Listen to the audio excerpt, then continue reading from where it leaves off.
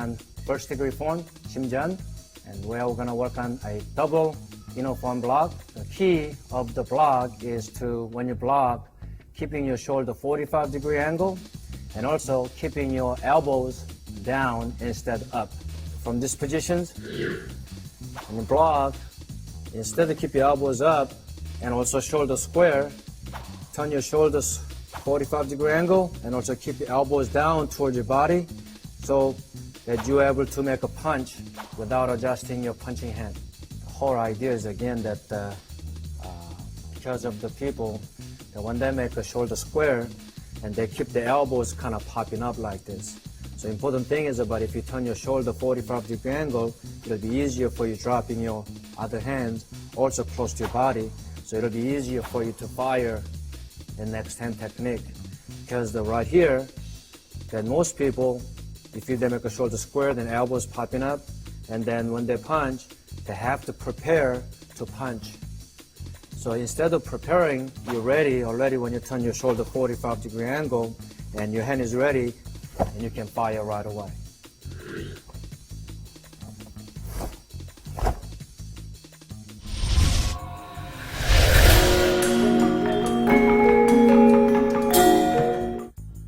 Palm upper block, and I noticed that people starting to bring your hands down way far here, but hand need to start from the waist as a connection of the technique.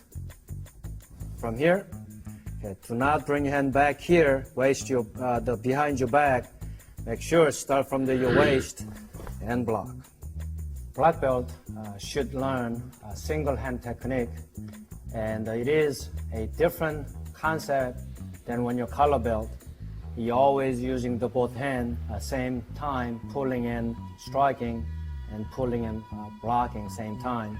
But again, black belt form, you should make a hand techniques is all single hand techniques.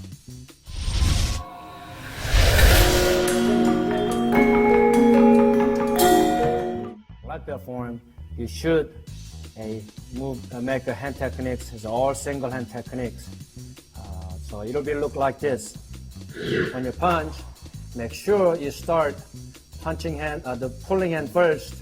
As you finish your pulling hand, then other hand should start punching. So that's called single hand techniques. So in double, from block, when you make an upset punch, is also same way. Is make sure you're pulling the hand first, then punching will start later as a single hand motion. So it'll be good to have a drill like this, is that put these hands here and ask your students, go and touch this first and punch. As soon as you touch, then go and punch the other hand. Okay, so it'll be, try it again. So make sure everyone, go and put your other target back on the elbow. Make the students feel that touch the elbow strike first before you strike punch, so that you'll be touching the back elbow first, then punch second. Now you're feeling the two different timing of it. In the color belt, they used to touch together, but black belt must be performed like this, called single hand technique. Okay, one more time. Go. Very good. This is what not to do for all the black belts. So stop and punch just like that. Okay? Do not stop and punch. Make sure that make both techniques fluent. Okay? Very good. Again. Again. Again. Very good. Get it. Good. Again. Very good. Very nice.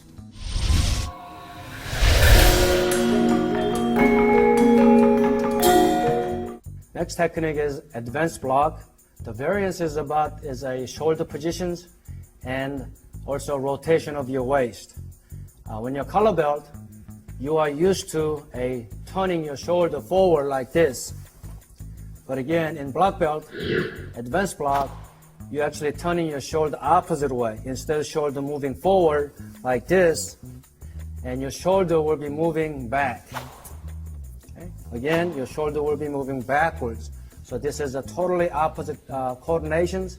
And again, advanced block should be performed like that. And also this is, the reason is of trying to make the technique you're learning a technique is make it practical. Again, you're trying to learning this technique as practical way of using it. Okay, let me show you an example. In real situations, really you do not have time to prepare your hand like a color belt, set it back here and block when someone punch and attacking you, because in real situations, nobody gonna tell you, are you gonna get ready? I'm gonna punch you. Instead of that, they punch you right away. So from this kind of natural positions, when some punch coming, go ahead. You should be able to block right away. But as you see, natural movement of your body is that instead of your shoulder turning forward, okay, your shoulder will be turning sideways and trying to make it a block. Again, so turn your shoulder back, okay? That's what the advanced block is about.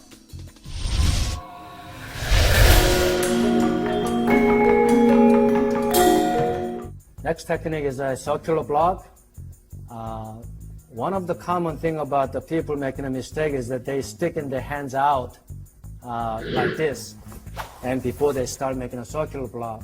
Again, there is no reason for you to set your hand on circular block. Again, the circular block is more of a practical use of the technique, and usually that you're trying to block yourself to attack from the same opponent or two different opponents. So you must make it fluent. Okay, so from if you are here and just trying to make a circular motion right away, from here, just circular motion right away without setting your hand like this and trying to circular motions. From here, just circular motion and block.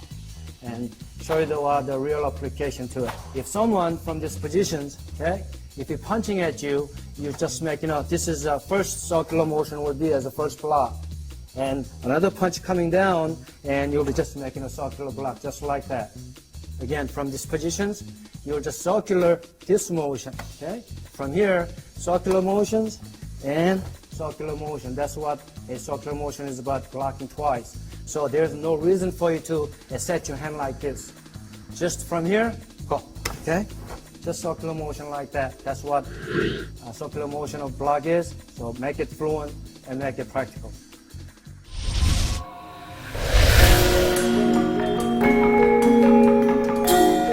We're gonna work on another technique called stomp kick. Again, raise your leg straight up and transfer your weight on your stomping kick so that it looks like you are really stomping on someone else's foot. Again, that this is not what not to do, is that let's not bring your foot like this and bend and down and stomp. Make sure everyone stretch your leg as high as you can and stomp.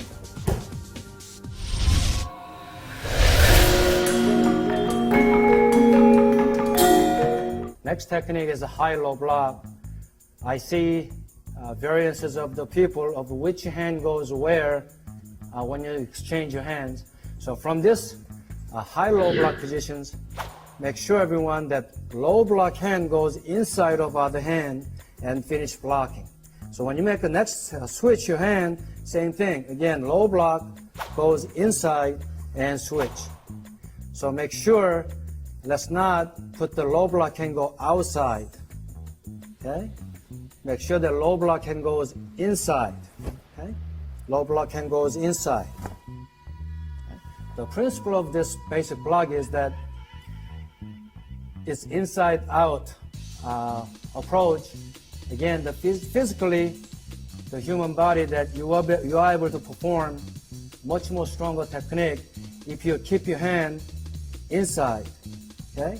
Because as soon as you make a low block, when you put outside, on the other hand, you get very weak and you'll be finishing weaker block. And you also, your hand goes out first and inside, and there's not a way to perform your best physical ability.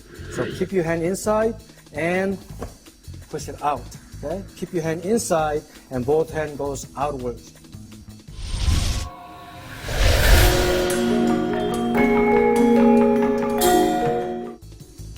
Next technique is all jumping kicks.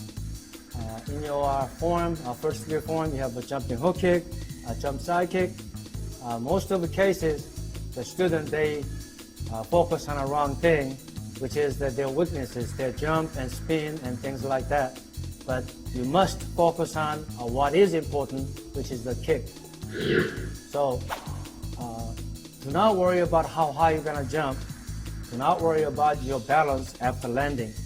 But you must focus on a kick yourself, because if you do make a proper kick, and wonderful things happen, that actually your jump is better, your balance is also improved at the same time, and most of all is that your kick will be look awesome. Because a lot of times when you focus on a jump too high, that your chamber is not there, your kicking direction usually go downwards instead of sideways.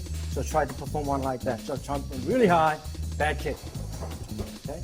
So again, his kick maybe look decent, but actually it's not correct because kick is up and downward. So again, that you are not really performing effective technique. So I'd rather jump low, but make sure and kick properly to side to side. So let's try this time. This will really help your students. Okay, facing this way. So give them two targets like this and ask them to go through the two targets. Again, height is important, so try not to focus on a height, but kind of a little bit low, but ask them to focus on two kicks.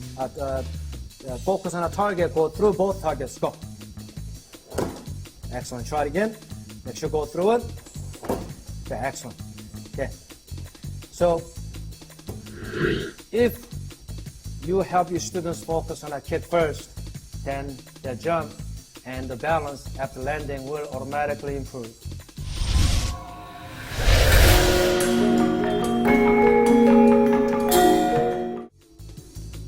The next technique is 9-shape block. Very common questions about is that they don't know what that block is about. And that this block is to break the arms when someone trying to punching at you, or they have a lateral grip on your your chest. And true application is about after you're breaking the arms of grappling, then you get into the hammerlock positions, or armbar position is really the true application of this technique. This is the application of 9-shape block. Again, blocking, okay, breaking that elbow is what breaking loose about from the lateral grab. And after this is that what you do is that true application is that go behind the person, get the arm bar, and next one is you're getting a hammer lock.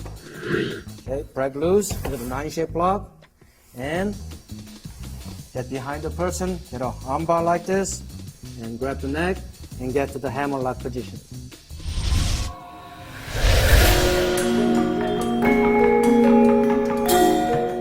Next technique is the knee strike. There is variances of the people they hitting the knee and hands passing through, but I want all of you to stop knee strike on top of your knee. Okay, keeping your hand on top of your knee instead of the passing your hand through. Make sure keep your hand top of your knee.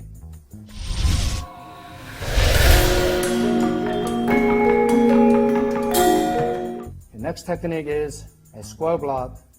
It is important to keep your hand close to you before you finish your technique. That's how you make a technique strong. And one of the common faults of the black belts performing is that your hand go away from your body and come inside like this. Okay? Please do not do this. Make sure keep your hand inside of your body and pointing outwards. So again, to try to teach your students the concept about inside-out type of movement is, again, target training is one of the excellent way. So trying to set the target kind of a little far away than normal, so that they have to reach out from inside toward out to be able to hit the target. So set the target out here, but also set the target out further away. Okay, go. They have to reach it so that they get to learn basically inside-out approach the technique. Try it again. So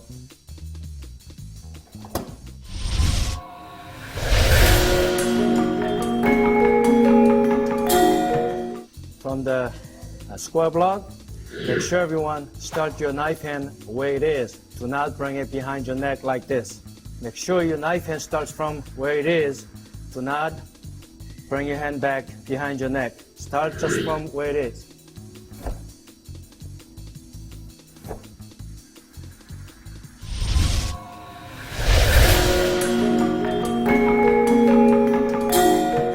next technique of the inward inner forearm low block.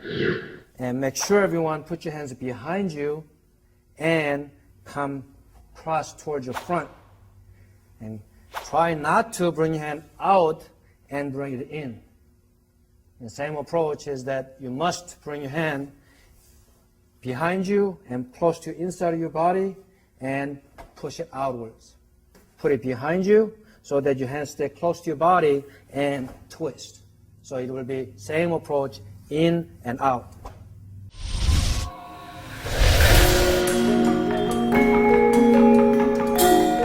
Inward inner forearm low block is a very uncommon technique, but again, the application of it is also a very important.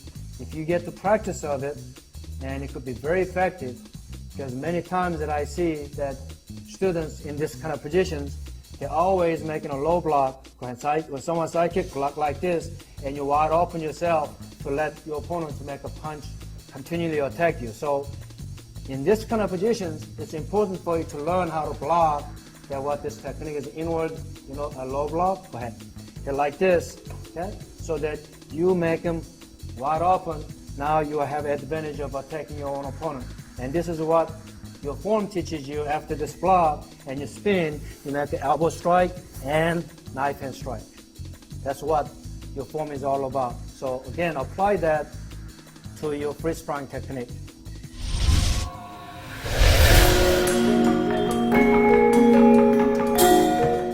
Next technique is a high knife hand X block. Variety of way of people doing it is which hand is proper positions. Again, very simple is to remember that inside hand is always to attack and outside hand is to clear and grab. So use the outside hand to clear and inside hand to strike.